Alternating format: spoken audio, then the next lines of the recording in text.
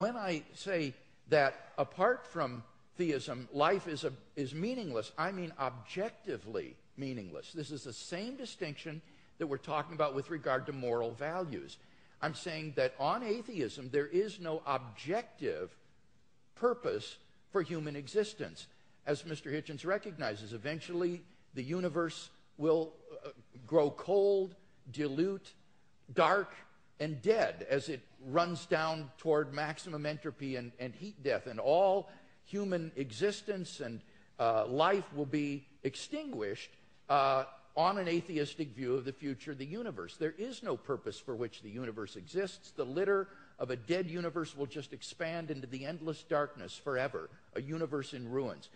Now, of course, one can still live one's life as an illusion, thinking, well, the purpose of life is to, say, hit 40 home runs and steal 40 bases every year, in the major leagues, and you draw the meaning of your existence from that. But that's not really the meaning of your existence. That's just a subjective illusion. In fact, your existence on atheism is objectively meaningless. So that's the distinction that I was making. Again, it's between objective and mere subjective illusion. Well, I think it has it exactly the wrong way around. You see, as I was beginning to say earlier, we didn't have time in the question period. I wouldn't say that atheism was morally inferior. I wouldn't concede that for a second. I don't want to make a claim for its superiority either, but there may be a slight edge here. We don't believe anything that could be called wishful. In other words, we don't particularly welcome the idea of the annihilation either of ourselves as individuals, the party will go on and will have left and we're not coming back, or of the entropic heat death of the universe. We don't like the idea, but there's a good deal of evidence to suggest that that is what's going to happen. And there's very, very little evidence to suggest that I'll see you all again in some theme park. One nice and one nasty experience. There's absolutely no evidence for that at all. So I'm willing to accept, on the evidence, conclusions that may be unwelcome to me. I'm sorry if I sound as if I'm spelling that out, but I will. Now, you want to know what makes my life meaningful? Generally speaking, it's been struggling myself to be free, and if I can say it without immodesty, Mr. Hewitt kindly said it for me, too flatteringly beforehand, but trying to help others to be free too.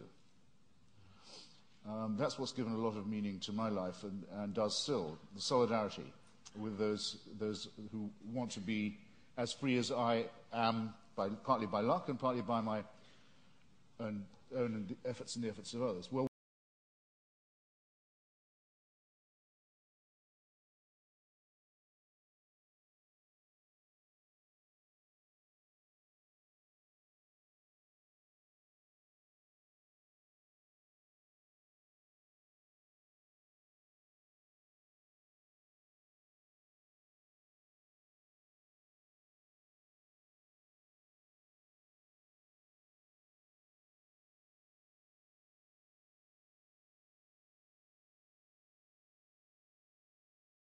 one obstacle to liberty, and that's why I mentioned it, and gave so many examples of it in history and in the present day, is the poisonous role played by fellow primates of mine who think they can tell me what to do in the name of God because God's told them that they have this power.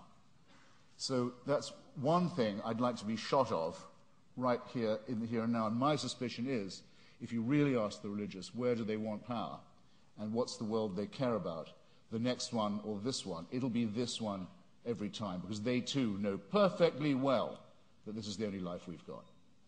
Yeah, I don't think that's true. It seems to me that on the basis of the resurrection of Jesus, that we have grounds for the hope of immortality. This is the foundation upon which the Christian hope is predicated.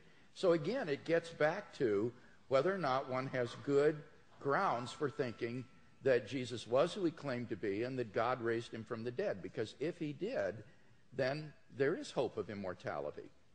But then I return your question to me, I return it to you in a different form. If there's going to be a resurrection, an ingathering, if in the end all injustices will be cancelled, all tears dried, all the other promises kept, then why do you care what happens in this brief veil of tears? Why do the churches want power in the here and now? Why do they want to legislate for things like abortion or sexuality or morality? Why bother? I mean, isn't it just as much the case, as Dostoevsky says about atheism, that without God all things are possible, that with God all things are thinkable too? Not at all. As Dostoevsky said, if there is no immortality, all things are permitted, he said, because it all ends up the same. It all comes out in the wash the same. But if there is a God who exists, who loves human beings and has created them in his image and endowed them with intrinsic moral value and unalienable rights, then you have every reason to treasure other persons as ends in themselves. And the desire of pro-life persons to champion the lives of the unborn or the lives of the dying isn't a power grab, Mr. Hitchens. It's because they genuinely care about the lives of innocent human beings that they believe are being wantonly destroyed. So it's a very positive motivation.